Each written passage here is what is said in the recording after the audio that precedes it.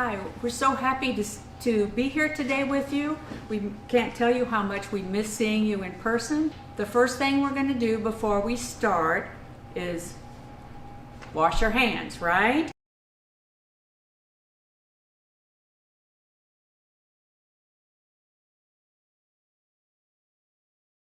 This recipe takes 4 apples. And remember, it's a good thing to read your recipe through a couple of times before you start so that you make sure you have everything and get everything out. It will make it a lot easier. Now, I've cored 3 of them using this. Now I'm going to show you how you core it. You have to place this little hole right over the core, and sometimes they're a little crooked, the apple. And then you just kind of push down on it.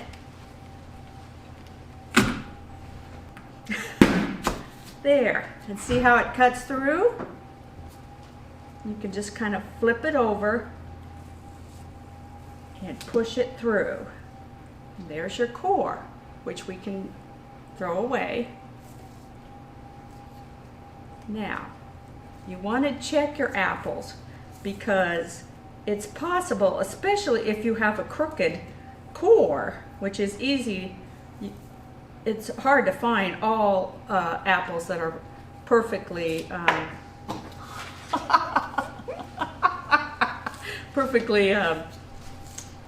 straight, their cores. Okay, you want to check and make sure there's nothing left of the core in the apple because that wouldn't taste good to eat.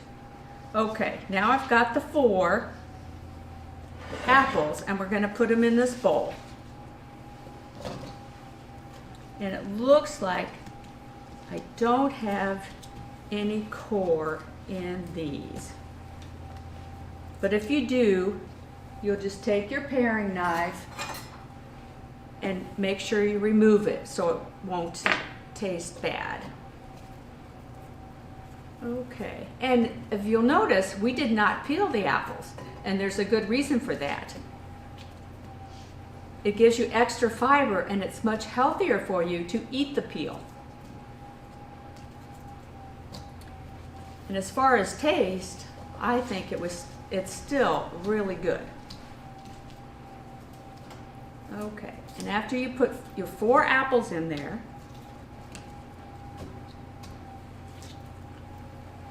you want 4 teaspoons of lemon juice.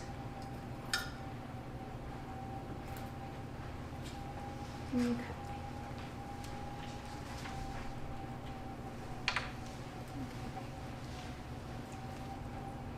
Do you guys know how many teaspoons are in a tablespoon? There's 3, but we're just going to measure. We could do 1 tablespoon and 1 teaspoon, but we're just going to do 4 teaspoons. Okay. There's 2. There's 3. Okay, and there's 4. Now, before I mix that up, I am going to take the spray and spray my pan. Now, it calls for a 9x9, but I'm using an 8x8 because when I made it the first time, there were kind of spaces between it, and I didn't think it looked as nice. So we're going to try this. Okay. And I can tell you, if you got any sores or anything in your hand, it's going to burn that lemon juice. And we're going to brighten it up with a little bit of vanilla. Okay.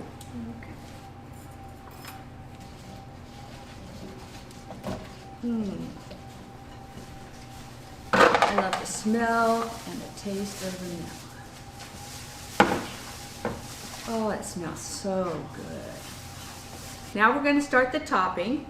It calls for a cup of brown sugar,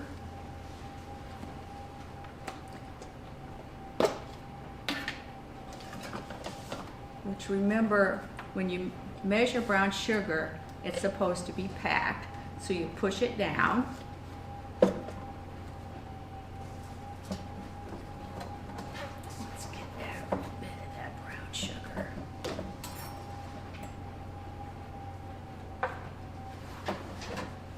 Okay, and we're going to put it in here. And then we're going to take a cup of oatmeal. Measure it.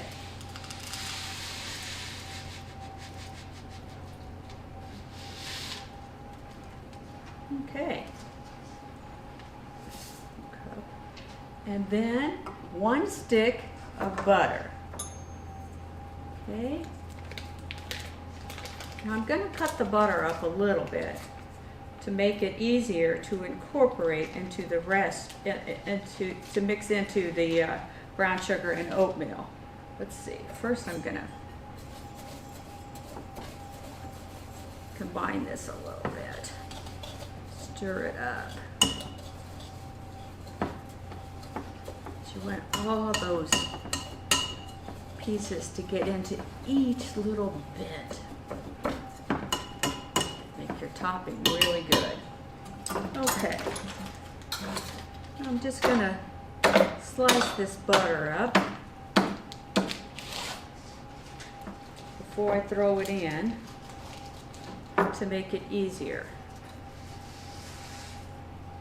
Now the recipe tells you you can use this pastry cutter, but I find it just as easy or even easier to use 2 knives to cut up the butter into the topping.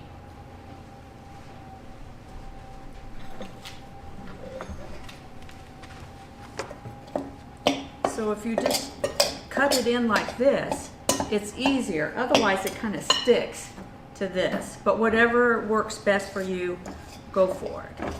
Also, since we are going to cook this and our hands were clean when we started, what I am going to do is finish mixing this with my fingers because it's just so much easier.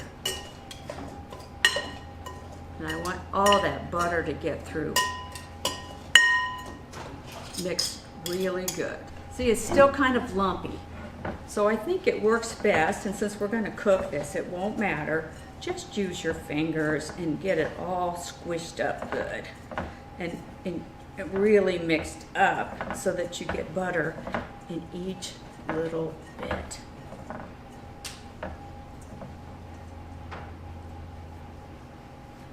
All right, now it's good and mixed up. We can sprinkle it over the apples.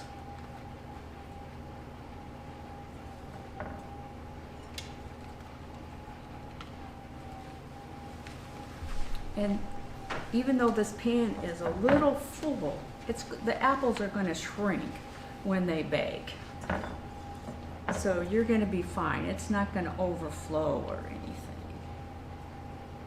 And it's going to be nice and full and yummy. Okay.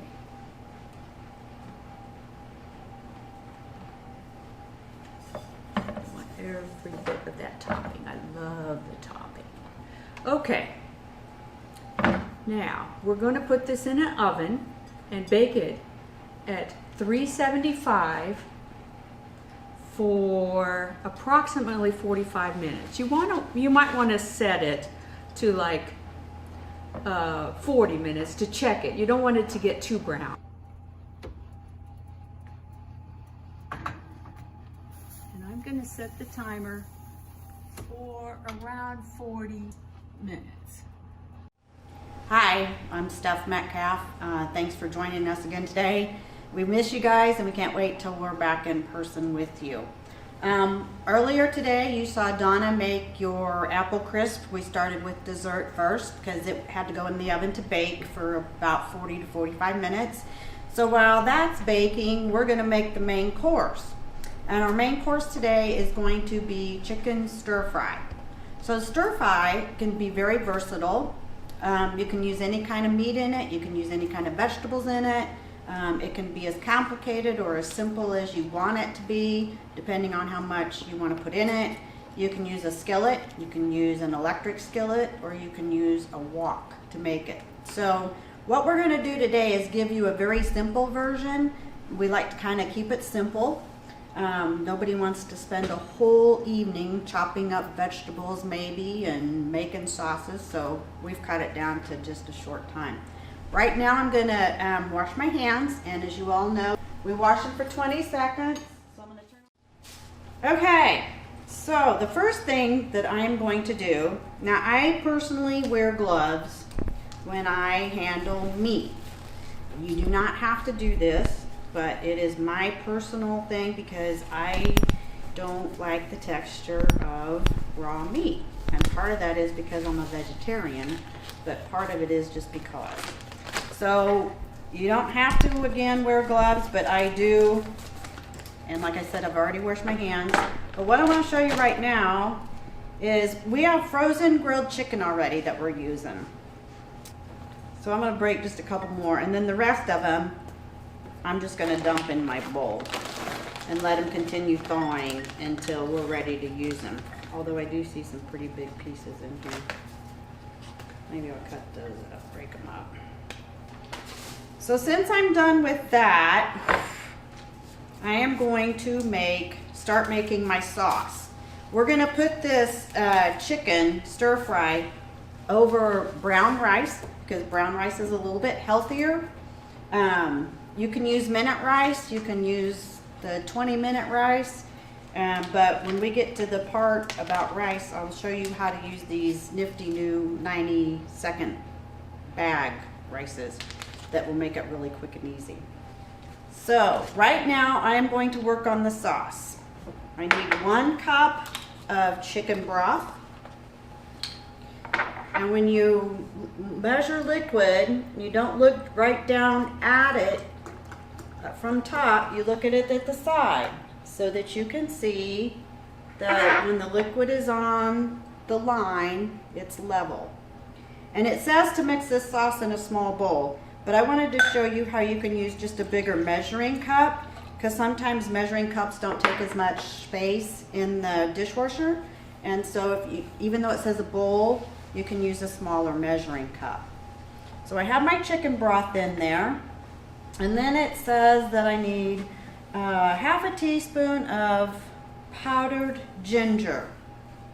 So I am going to open up my ginger here, and I have a full teaspoon, so I'm going to just put in half of it.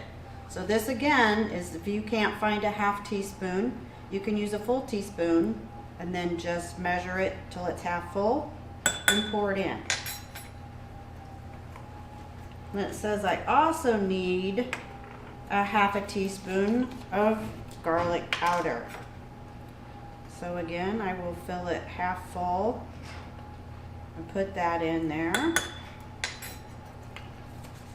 And if we were using an actual half of a teaspoon measuring, you would want to make sure that you fill it up to the top and then take a straight edge and scoop it level. But since I kind of cheated and showed you another way to measure a half a teaspoon, I didn't actually have to level it off for you. Now it says I need 2 tablespoons of cornstarch. Cornstarch is a thickening agent. So your sauce right now, if you were to pour it, would be pretty liquidy. And when you have a stir fry or you have a gravy or something else like that, you want to make sure that it's a little bit thicker. So here I have my full scoop for a teaspoon, and I'm going to open up the box, and I'm going to take my straight edge over here and level it off, and then I'm going to dump it in. And you'll see when we whisk this together and it starts cooking that it will not be as liquidy. It'll thicken up rather nicely. And then it says I also need 2 tablespoons of soy sauce. Soy sauce is a big Asian seasoning. It's used in an awful lot of Asian recipes. And of course, stir fry is considered to be an Asian meal. It can be very high in sodium, so it may be that at some point if you're on a restricted diet or just your preference, to check for low sodium soy sauce to kind of help with that total salt intake on a daily amount or daily level.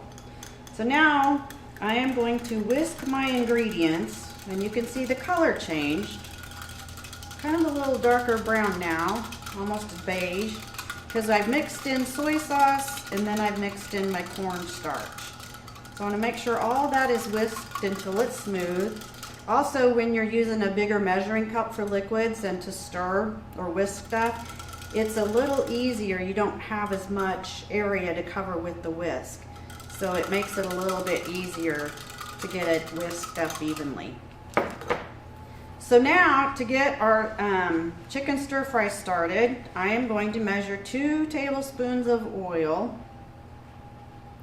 And today we're using an electric skillet. So I've got that done, and I'm going to turn it on. Okay, so while my skillet is warming up, I'll continue to whisk my sauce here, because if you don't, it will separate. It'll start separate on you.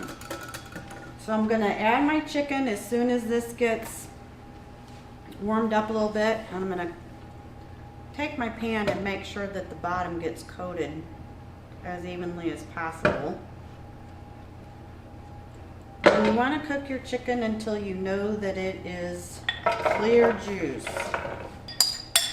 I'll get all my chicken in there and start cooking it. Pretty soon you'll hear it sizzle, which will mean that it's cooking.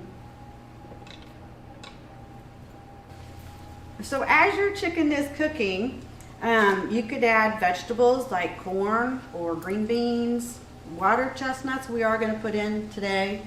I love water chestnuts, gives just a little bit of crunch. You can use sugar snap peas, you can use green beans, you can use just about any kind of vegetable you want. And if you were using fresh vegetables while your chicken is cooking, that would be a good time to start chopping them.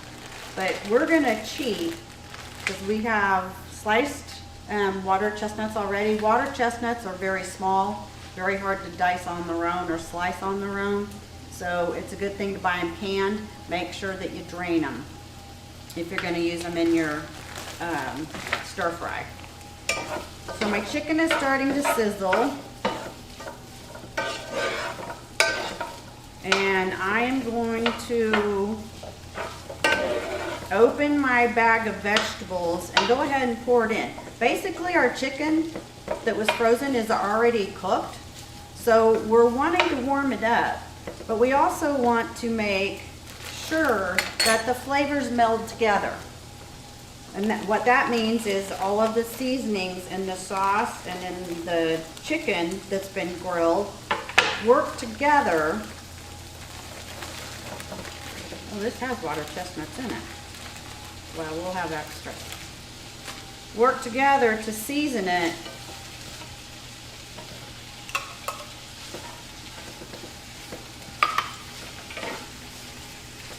Everything will taste the same, and that when you take a bite of chicken or you take a bite of vegetable, you'll get the full flavor of the sauce that we've made. So I'm going to go ahead and let this cook just a few more minutes to kind of thaw out a little bit before I put the sauce on. And in the meantime, while I'm doing that, I will show you how to use these trusty new steam bags for rice. So this is brown rice, as I said. It is a little bit healthier than white rice. This has sunflower oil in it already. You know, when you cook rice in a pan, you boil the water, you add the rice, and then you remove it from the heat.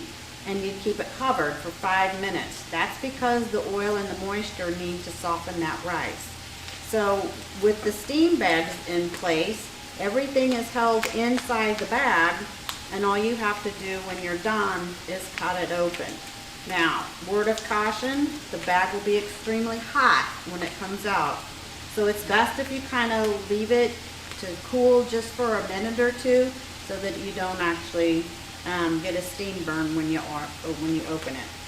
So it has directions here It says microwave 90 seconds, and it will say which side, or no, you break it up first and then you leave it standing up. So that's the one thing about the bag rice. You have to really kind of work it and make sure that you're keeping, or that you're separating as many grains of rice as possible once it's done to get a fluffy effect. So I am going to put this in the microwave. Here we go. And I'm going to set it for 90 seconds. Going for 90 seconds. Ooh, this is starting to smell really good. You can see how colorful it is too. This has peppers, broccoli, sugar snap peas, green beans, and of course water chestnuts, and then we added some more water chestnuts. So I'm going to mix up my sauce again, and I'm going to pour it over. And we're going to let this simmer a little bit, and you'll see how the sauce will thicken up as the time goes. The chicken that's been grilled work together. Oh, this has water chestnuts in it. Well, we'll have extra. Work together to season it.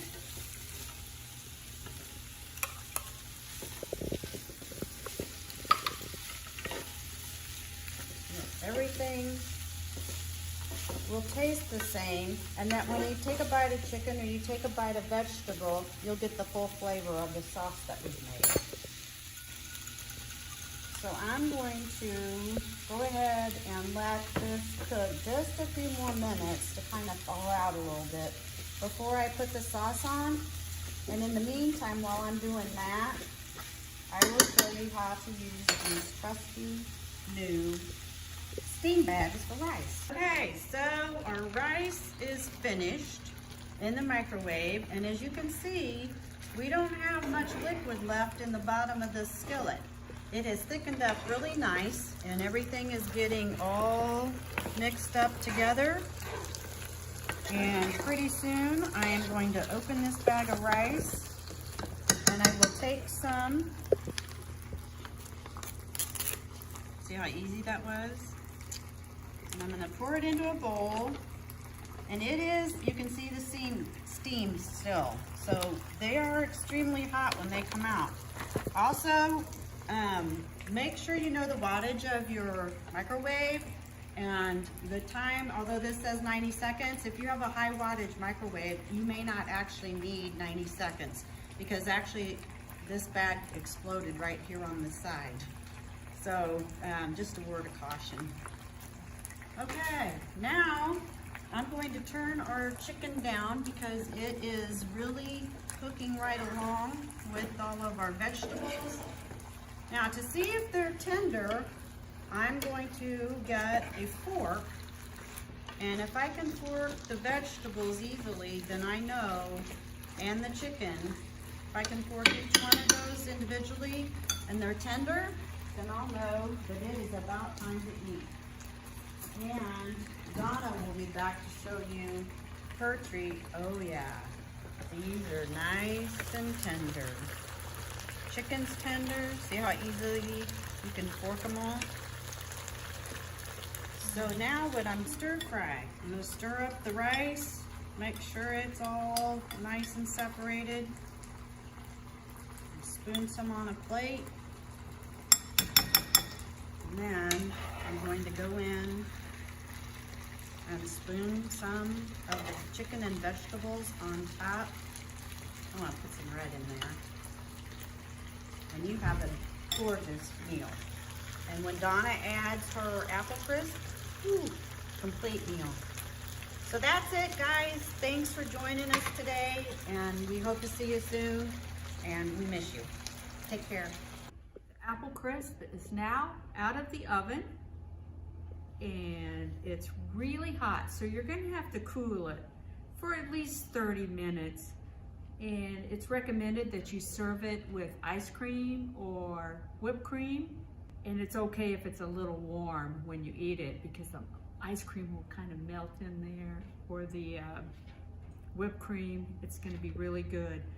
Now with this meal, you have your protein, you have your vegetables, you have your fruit, and you're gonna have your dairy with your ice cream.